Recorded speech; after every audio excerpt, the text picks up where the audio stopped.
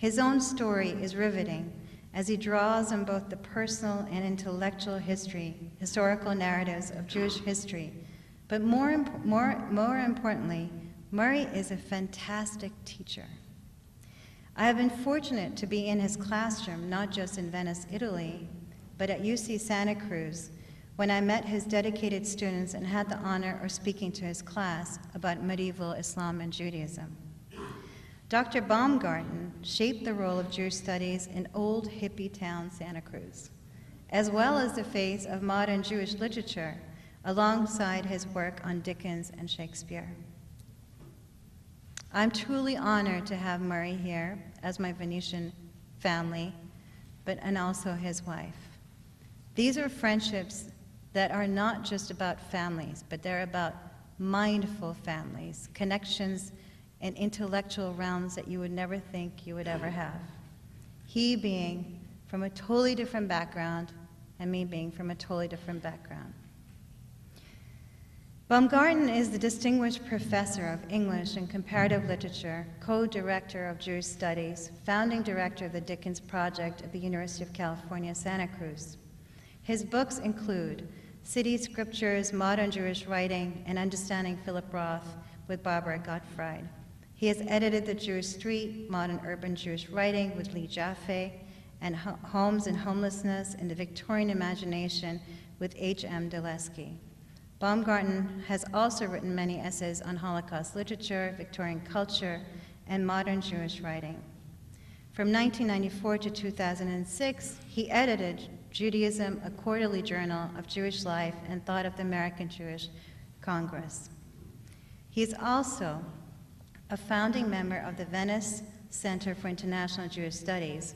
Baumgarten's research focuses on the history of the Venice Jewish ghetto in preparation for its 500th anniversary in 2016. And we at Manhattan College are hoping to take our students for that very commemoration. He also has a few things in press, and I thought I'd mention them so you can do some reading after you leave. So his selected essays, they're in New York, Possessing the Capital of Words, chapter in the New York Jewish Writers, The Cambridge History of American Jewish Literature, edited by Hannah Worth Nasher, Cambridge University Press, also in press, Israel Zangwill and the Afterlife of the Venice Ghetto, partial answers in press. Dickens and the Jews and Dickens, Dickens, Modernism, Modernity, editors Christine Hugo and Natalie Van Fess, Paris editions Du Sagittaire in press. I really, really am honored. Please, Murray, come and grace us with your wisdom.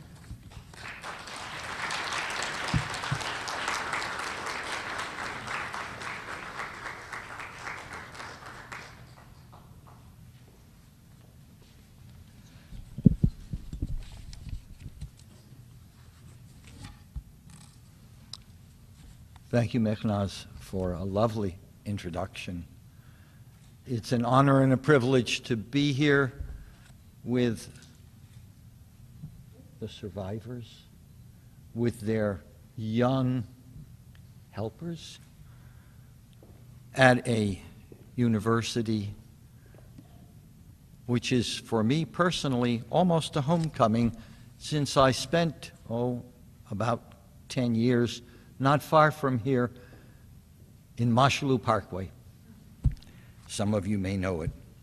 And of course, it's an honor to speak here this evening as we commemorate Kristallnacht, the night of broken glass that 76 years ago in 1938 initiated the process that would lead to the genocidal murder of the Jews of Europe. My talk is punctuated by passages from Holocaust writing that I have included in a handout. These passages provide context for the personal experience of my family, which I'll mention.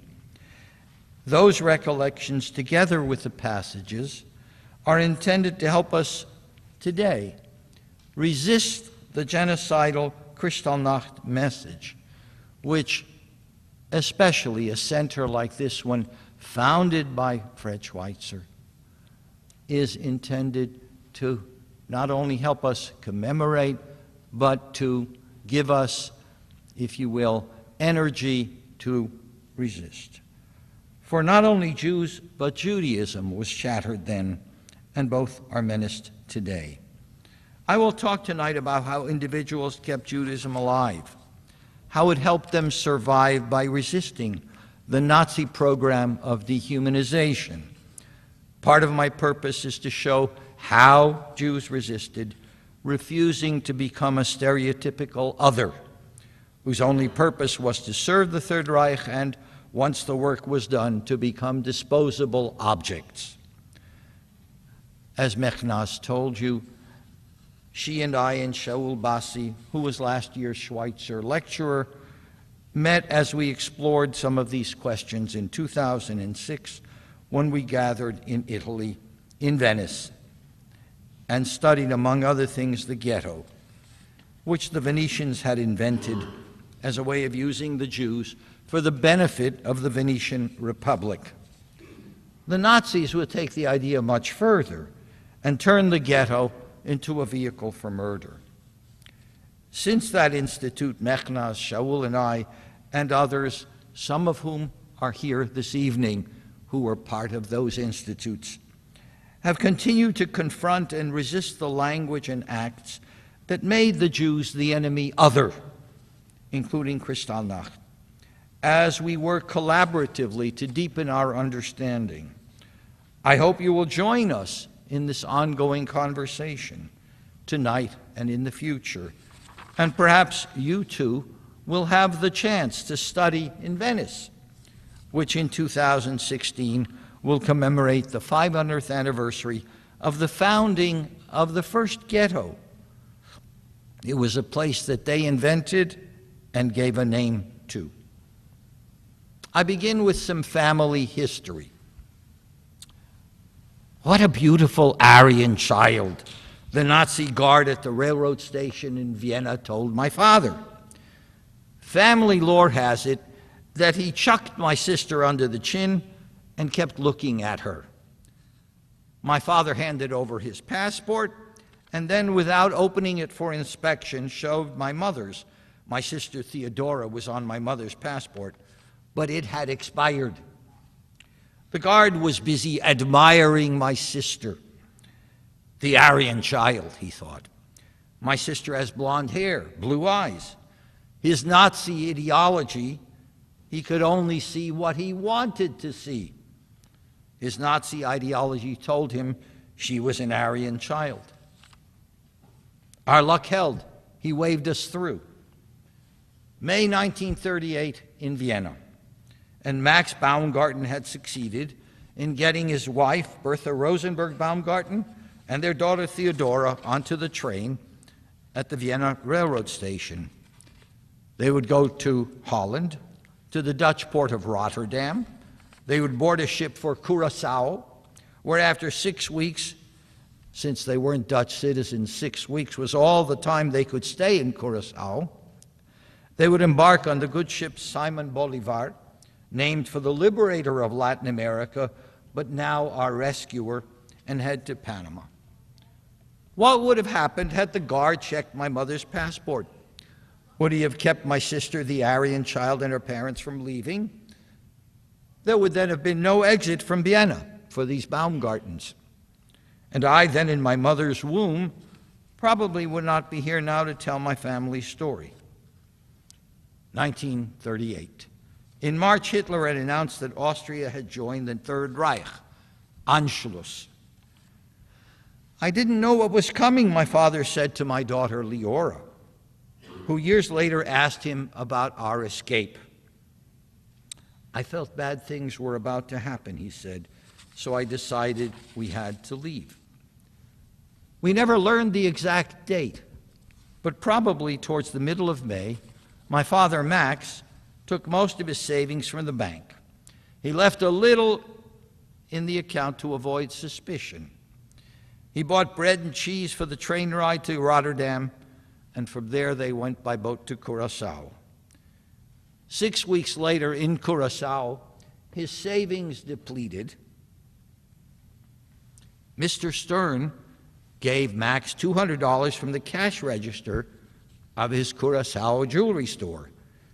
so they could go to Panama, to the city of Colon, the Caribbean refuge, which was willing for a price to let Jews in. As soon as the ship left Curaçao, my mother went into labor. My sister was whisked outside the stateroom. When the door closed, she put her back to it and listened to the process that brought me into the world. There was no doctor aboard, so the captain helped. He commemorated my premature birth with a silver cup and spoon.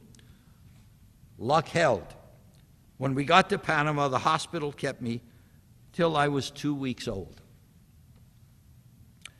3 months later, on the night of November 9th, 1938, Nazi-sponsored rioting broke out throughout Germany and Austria.